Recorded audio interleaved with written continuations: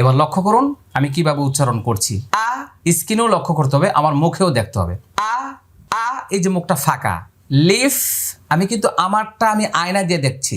Leaf আলিফ আলিফ দেখবো আমরা এই যে দাঁতগুলো ঠোঁটে লেগে গেছে।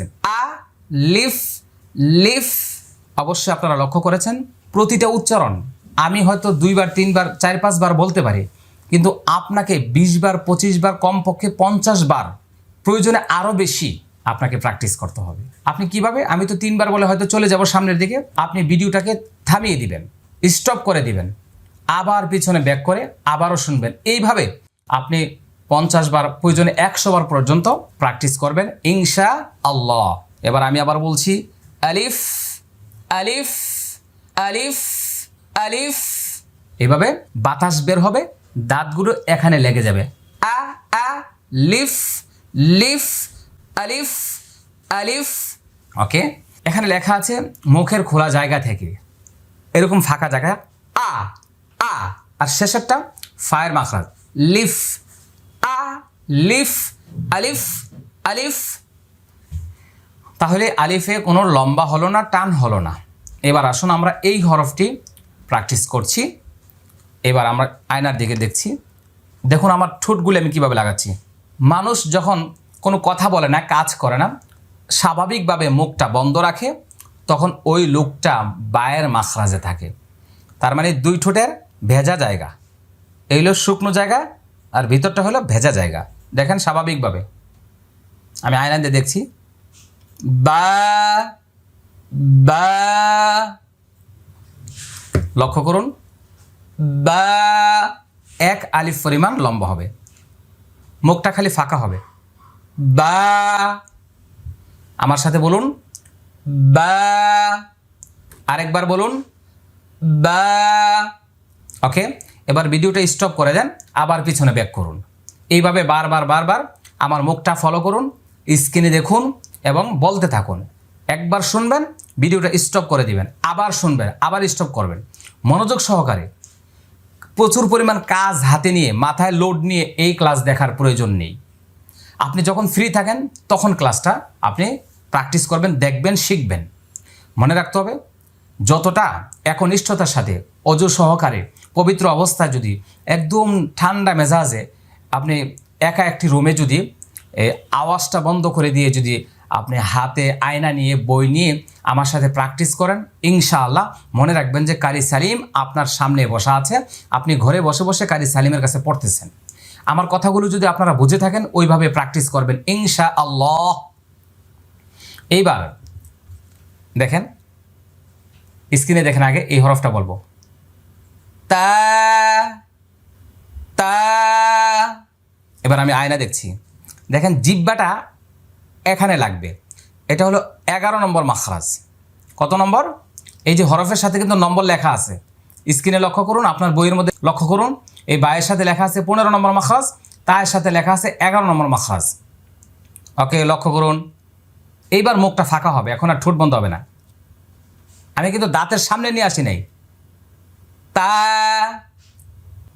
তা, এবার আমি আয়না দেখে দেখে বলছি তা, মুখটা ফাঁকা হচ্ছে, এক আলিফ টান। আবার লক্ষ্য করুন তা। ওকে, এইভাবে আবার ভিডিওটা স্টপ করেন, আবার পিছনে ব্যাক করেন। এইভাবে বারবার বারবার বেশি বেশি বেশি করে শুনতে থাকেন, চেষ্টা করুন, আল্লাহ সুবহানাহু ওয়া তাআলা সহজ করে দিবে। প্রতিটা ক্লাস মানে যখন আমি দিব তখনই দেখবেন আপনার কাছে অনেক প্রশ্ন জাগবে। আপনি হয়তো ভাবছেন ওনাকে তো প্রশ্ন করতে পারছি না। প্রশ্ন করার আপনি নোট রাখেন, প্রশ্ন করতে হবে না। আপনি দেখবেন পরবর্তীতে কিভাবে আপনার প্রশ্নের উত্তরগুলি আমি দিচ্ছি। আর আপনার কাছে যদি আমাদের এসো কোরআন শিখি বইটা থাকে তাহলে আপনি পৃষ্ঠা খালি উল্টান, দেখবেন আপনার মনের সকল প্রশ্ন এখানে আছে, উত্তরও দেওয়া আছে। আলহামদুলিল্লাহ, আমি চেষ্টা করেছি শিক্ষার্থীদের মনের কথাগুলো প্রশ্ন আকারে তৈরি করে এখানে উত্তর দেওয়ার। আমি প্রায় 200 প্রশ্ন এখানে সাজিয়েছি, ভালো লাগবে ইনশাআল্লাহ। এবার আমরা এই হরফটি উচ্চারণ করব। এবার লক্ষ্য করুন সবাই, এই যে আমি জিহ্বাটা একটু বের করে নিচ্ছি, বেশি না, সামান্য। প্রথমে বাতাস বাতাস দিতে হবে, দেখবেন এসি আছে না, এসির বাতাস খুব নিরিবিলি আওয়াজ মুক্ত বাতাস হয়, আর ফ্যানের বাতাস অনেক আওয়াজ হয়। তো এসির বাতাসের মতো মানে ঠান্ডা বেশি আওয়াজ কম, ফ্যান হলো ঠান্ডা কম আওয়াজ বেশি, তাহলে এসির মতো। সা, আবার বলছি, সা। আমি মুখটা যত ফাঁকা করি তত ফাঁকা করার দরকার নেই, আমি বেশি বেশি করে করছি দেখানোর জন্য। আপনারা প্র্যাকটিস করুন, জিহ্বাটা যেন দাঁতের সামনে চলে আসে। সা, সা, বারবার বলতে থাকুন, সা। যারা জিহ্বা দিয়ে কথা বলেন, দেখবেন অনেক মানুষ আছে জিহ্বার সাহায্যে কথা বলে। আসসালামু আলাইকুম উস্তাদজি, কেমন আছেন, ভালো আছেন নাকি? অনেক মানুষই দেখবেন সবসময় সায়ের মাখরাজে থাকে। তো কিন্তু যারা এরকম কথা বলার অভ্যাস নেই তাদের জন্য একটু জটিল। তো আপনি এটাকে আয়না ধরে ধরে প্র্যাকটিস করুন। সা, এক আলিফ লম্বা হবে। তারপর এটার মাখরাজ নম্বর কত? 13। জিহ্বার আগা এই দুই দাঁতের আগা। সা, সা, সা, সা, সা, এইভাবে। এবার আমরা এই হরফটি উচ্চারণ করব, স্ক্রিনে লক্ষ্য করতে হবে। এই হরফটি 4 আলিফ টান হবে। এখানে 3টি হরফ 1 আলিফ পরিমাণ টান হয়েছে, এই হরফটা কোনো টান হয় নাই, লম্বা হয় নাই। এখানে এটা 6 নম্বর মাখরাজ আর 4 আলিফ পরিমাণ টান হবে। জিম,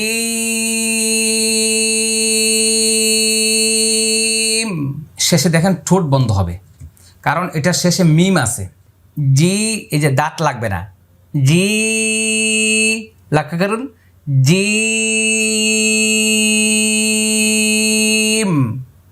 দেখেছেন ঠোঁট কীভাবে লেগে গেছে? কারণ জিমের শেষে মিম, যেখানে মিম সেখানে মুখ বন্ধ, যেখানে নুন সেখানে মুখ ফাঁকা, মনে রাখতে হবে। আমি আবার বলছি, জিম,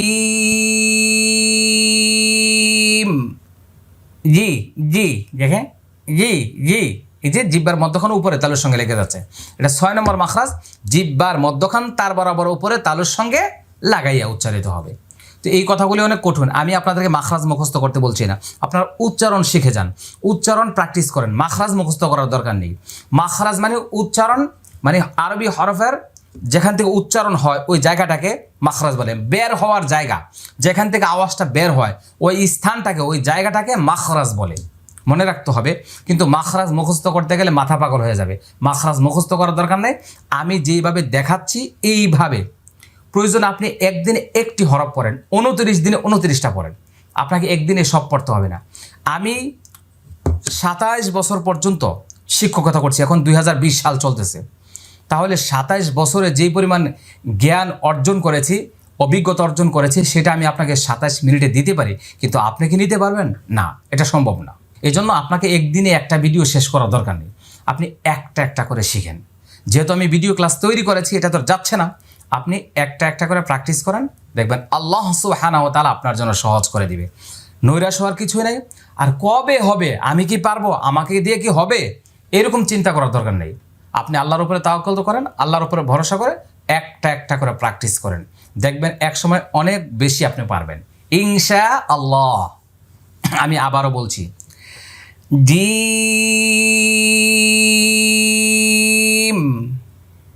লক্ষ্য করেছেন সবাই?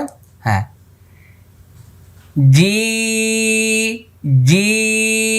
যাদের দাঁত লেগে যায় তাহলে এরকম প্রথম আয়নাটা হাতে নিয়ে একটি আঙ্গুল দিয়ে প্র্যাকটিস করুন, জি, জিম।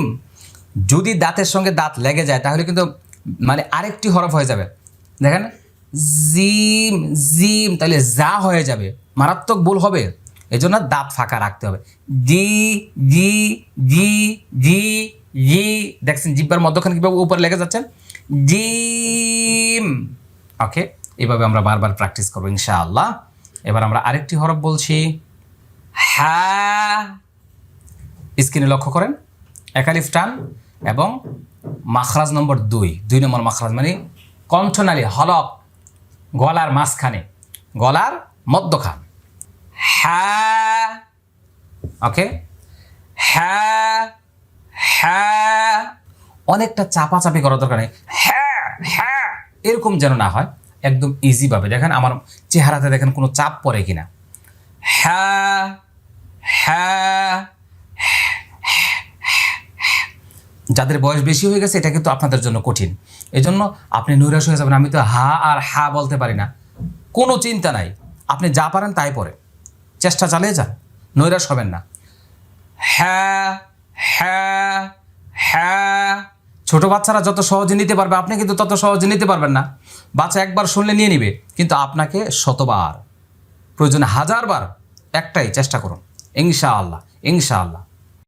হ্যাঁ, ওকে। এবার আমি এই হরফটি উচ্চারণ করব। এটা হলো 3 নম্বর মাখরাজ, মানে হলকের শেষ ভাগ থেকে এক আলিফ টান হবে। আবার এখানে লেখা আছে মোটা হবে, হরফটি কি হবে? মোটা হবে। এখন মোটা কি জিনিস? জিহ্বার সাহায্যে হরফ মোটা করা হয়। তো যেহেতু এগুলো সিফাত মানে গুণাবলী, সিফাত মানে কি? গুণাগুণ, গুণাবলী। হরফের বিভিন্ন রকমের সিফাত আছে, কোনোটা মোটা হয়, কোনোটা পাতলা হয়, কোনোটা অনেক শক্ত হয়, কোনোটা নরম হয়, কোনোটা খর করা হয়, অনেক অনেক নিয়ম কানুন রয়েছে।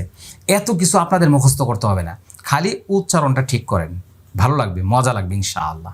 এবার লক্ষ্য করুন, খ, দেখেন মুখটা ফাঁকা, গোল হবে না, ঠোঁট গোল হবে না, খ এরকম যেন না, খ কিছুতে ঠোঁট আঁকা বাঁকা হবে না, দেখেন একদম সোজা থাকবে। খ, এই আওয়াজটা হচ্ছে, নারিকেল খান না আপনারা? নারিকেল, নারিকেল চাষার সময় এই যে আওয়াজটা হয়, খ খ খ খ, এইভাবে একটু চাষা চাষা ভাব থাকবে, এই ইনশাআল্লাহ।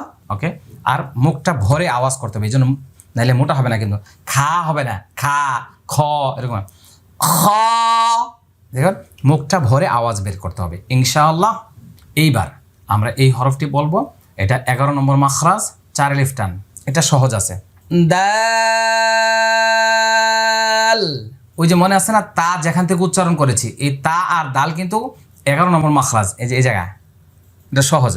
দা, এই যে দেখেন দাল, শেষে লাম আসছে, এই জন্য আবারও মুখটা দেখেন কিভাবে করছে, দাল, ঠোঁট লাগাবেন না, দাল এরকম করবেন না, দাল, আয়না দিয়ে দেখে দেখে। এইবার আমরা এই হরফটি উচ্চারণ করব, এটি 13 নম্বর মাখরাজ। এটা এই যে সা বলছি যেখান থেকে বলছি, জালও সেখান থেকে, রিবে একটু বের হয় এই 2 দাঁতের আগা থেকে, 4 আলিফ টান হবে। এই যে দেখেন একটা আওয়াজ জমাচ্ছি আমি শুরুতেই, জাল,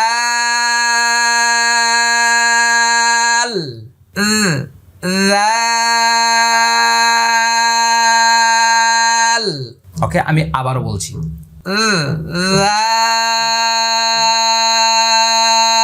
জাল। ওকে, আমরা যখন বলি না হোয়াটস দিস, মানে এইটা কি, ইহা কি, আরবরা বলে মা হাদা, মা হাদা, মা হাদিহি, মা হাদা, মা হাদিহি, এই যে জিব্বা লাগায় লাগায় বলতে দেয়, হ্যাঁ, উপরে একটা দাম সোম্মা সামারুন, এই আরবরা 3 জায়গায় জিব্বা লাগায়, সা জাল র। ওকে, এবার লক্ষ্য করুন, এটা হলো র, এটা উচ্চারণে মোটা হবে, আর মাখরাজ হলো 10 নম্বর মাখরাজ। দেখেন জিব্বার আগার পিঠ তার বরাবর উপরে তালুর সঙ্গে লাগে, যে জিব্বার উল্টে আর, দেখেন আর, এই যে একটা আওয়াজ করেছে আর আর, এরকম একটা র, র র, দেখেন কিভাবে জিব্বাটা লেগে যায়, র র, কিছুতে রা হবে না, রে হবে না, র হবে না, ঠোঁট গোল হবে না। মনে রাখবেন 8 জায়গায় এখানে মোটা হবে লেখা আছে, এই 8 জায়গায় কিন্তু ঠোঁট গোল হয়ে যায়, কিন্তু গোল করা যাবে না। আমি আবার বলছি, র র র, আবার অ যেন না বোঝা যায়, যে র হারাইয়া যাবে, এরকম র র, এইভাবে আমরা প্র্যাকটিস করবো ইনশাআল্লাহ। ওকে, এবার এইটা বলছি, এবার দাঁতের সাথে দাঁত লেগে যাবে, এই যে একটা আওয়াজ করে নিলাম, এটা অনেকে জানবে হয়তো, জিজি পোকার আওয়াজ,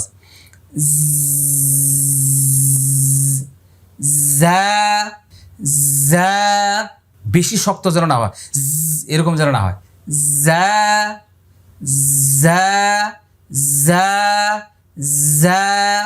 আমার সাথে সাথে বলুন,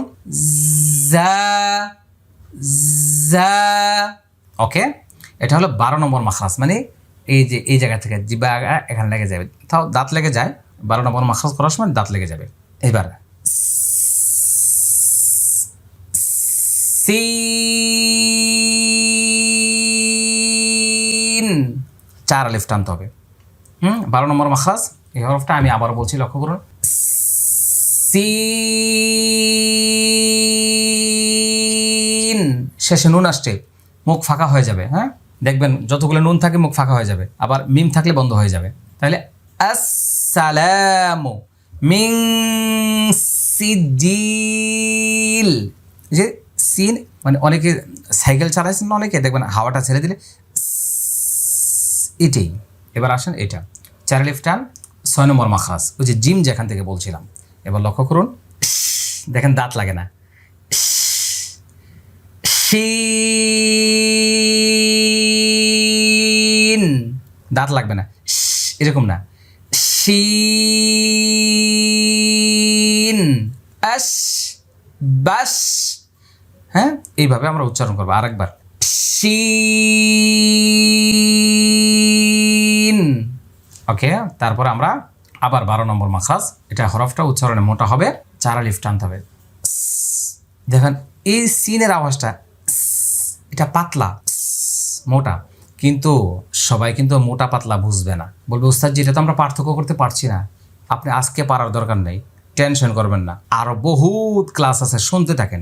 শুনতে শুনতে পড়তে পড়তে একদিন দেখবেন আরে ঠিকই তো আমি উস্তাদজির মতো পারছি, বা সিন এবং সদের পার্থক্য করতে পারছি। এইভাবে সম্ভব, আজকেই পারবেন না যে এত কঠিন, এটা আমার দ্বারা সম্ভব, থাক এটা পরে এক সময় পড়ে নেবেন না।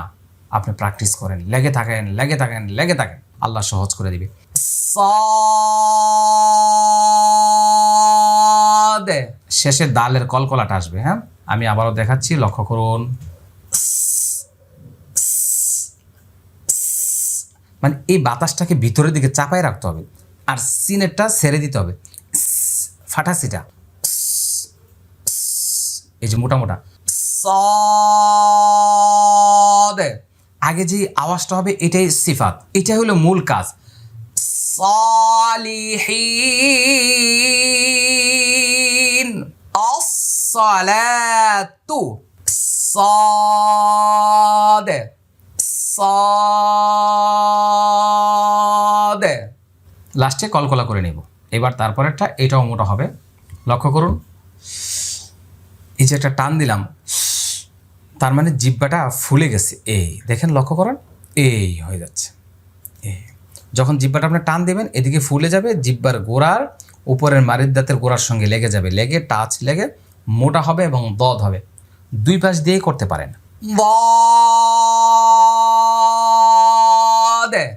আজকেই পারবেন না, প্র্যাকটিস করতে থাকুন, কঠিন মনে করবেন না, শুনতে থাকুন, বলতে থাকুন, দেখতে থাকুন।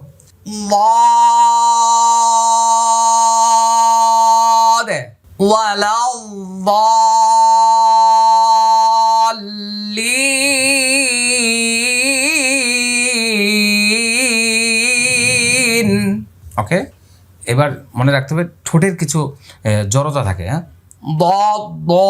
হ্যাঁ, মনে রাখতে হবে। আমি আবার বলছি, মোটা হরফ যেগুলো, এগুলো আপনার ঠোঁট গোল হয়ে যেতে পারে, দদ দোয়াদ, বিভিন্ন রকমের সমস্যা হতে পারে। দেখেন, জিহ্বাকে সামনের দাঁত থেকে বাঁচাইতে হবে, যে কোনোভাবে হোক। জিহ্বার আগা যদি সামনের দাঁতে লেগে যায়, কোনো দিন দদ হবে না, হ্যাঁ, দাল হবে, কারণ দালের মাখরাজটা এই জায়গায়।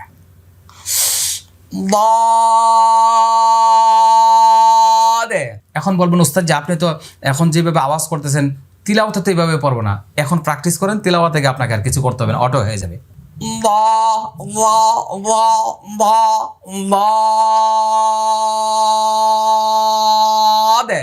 আয়না দেখে দেখে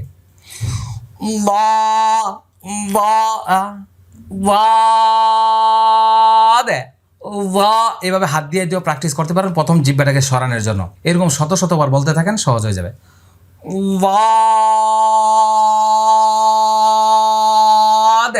ওকে, আমরা এবার এই হরফটি শুরু করব। স্ক্রিনে লক্ষ্য করুন, এই হরফটির নাম হচ্ছে ত। ত, আবার শুনেন, ত। এবার আমি আয়না দিয়ে বলছি, লক্ষ্য করুন, ঠোঁটটা গোল হবে না, ত। এটা 11 নম্বর মাখরাজ। এই যে ত দাল তা, 3টি হরফ, 11 নম্বর মাখরাজ। জিহ্বার আগাটা এখানে লেগে যাবে, দুই দাঁতের গোড়া ভিতরে। আমি আবার বলছি, লক্ষ্য করুন, ত। এভাবে বারবার বারবার প্র্যাকটিস করতে থাকুন, ইনশাআল্লাহ আপনারাও পারবেন। এরপরে হরফটি, এটা 13 নম্বর মাখরাজ, এগুলো মোটা হরফ। লক্ষ্য করুন আমার মুখের দিকে, আমি কিভাবে বলছি, দেখেন জিহ্বাটা।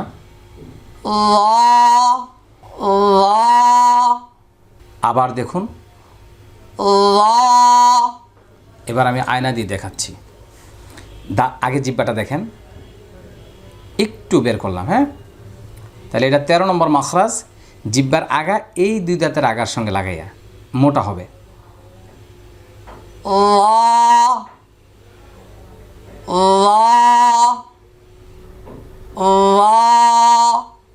ওকে, এবার বারবার বারবার বলতে থাকুন। আগেরটা কি বলছিলাম? ত, কিছুতেই তোয়া, তৈ, ত যেন না হয়। আবার জোয়া, জোয়া, জ, জই, এগুলো যেন না হয়।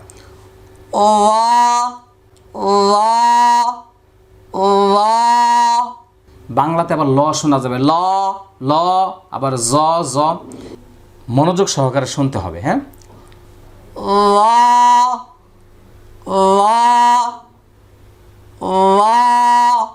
এইভাবে। এবার আমরা পরের হরফটি বলবো। আমি কিন্তু বারবার বলছি, আপনাদেরকে অনেকবার বলতে হবে। ভিডিওটাকে থামিয়ে দিবেন, থামিয়ে আবার পিছনে ব্যাক করবেন, রিপিট করবেন বারবার বারবার। এবার আমি এই হরফটি বলবো, এবার শুনতে থাকুন। আইন। দেখেন মুখটা ফাঁকা হয়ে গেছে, শেষে নুন আসছে, এই যে দেখেন নুন আসছে। তাহলে এটা হলো 2 নম্বর মাখরাজ, হলকের মধ্যখান থেকে। এই যে গলা, হলক, কণ্ঠনালী এর মধ্যখান থেকে 4 আলি পরিমাণ লম্বা হবে। খুব মনোযোগ। আইন। আবার লক্ষ্য করুন, দেখেন আমার মুখের ভিতরে কোথাও চেহারার মধ্যে কোনো চাপ পড়ে কিনা, এরকম যেন না। আইন। আবার বলুন আমার সাথে, আইন।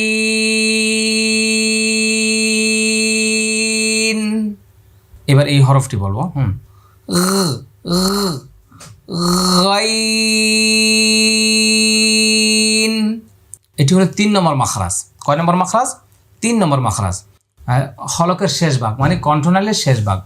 এই হরফটি উচ্চারণে মোটা হবে। আবার মুখের দিকে লক্ষ্য করুন, 4 আলি পরিমাণ টানতে হবে। আগে এই আওয়াজটা প্র্যাকটিস করে নেবেন। এই যে আওয়াজটা, গ, গ, গ, কিছুতে বাংলাতে গ, গ, বা গা, গা, গাইরিল, হ্যাঁ, গইন, এই গইন, চাষা দিয়ে গইন। ওকে, আবার লক্ষ্য করুন, গইন। ওকে, এইভাবে বারবার চেষ্টা করুন। এবার আমি এই হরফটি বলছি, লক্ষ্য করুন। এটা শুরুতে বাতাস হবে, দেখেন এফ, দেখছেন বাতাস, মাফ, ফা, ফা, 1 আলি পরিমাণ লম্বা হবে। এই 2 দাঁত এই ঠোঁটের মধ্যে লেগে যাবে, হ্যাঁ। এটা হলো 14 নম্বর মাখরাজ। এবার লক্ষ্য করুন, এই যে দাঁত দেখা যাচ্ছে। ওই যে আলিফ বলার সময় আমরা যে প্র্যাকটিসটা করেছিলাম, আলিফ মানে শেষে ফা ছিল, ফা, ফা, 1 আলি পরিমাণ লম্বা, ফা। এভাবে বারবার বাতাসটা দাঁত এখানে লাগাই যান, ফা, ঠোঁট লাগাইলে আর ফা হবে না, হ্যাঁ। এরকম করলে ফা বলতে পারবেন না। ফা, ফা। যদি না পারেন বলবেন একটু হাসি, দেখেন একটু হাসি দেন, দেখেন দাঁত দেখা যাবে এভাবে। ফা, ফা। এবার আমরা এই হরফটি বলবো। এই হরফটি উচ্চারণে মোটা হবে, 4 নম্বর মাখরাজ, 4 আলিফ টান। লক্ষ্য করুন, কফ, শেষে আবার ফা আসছে, আবার কফ।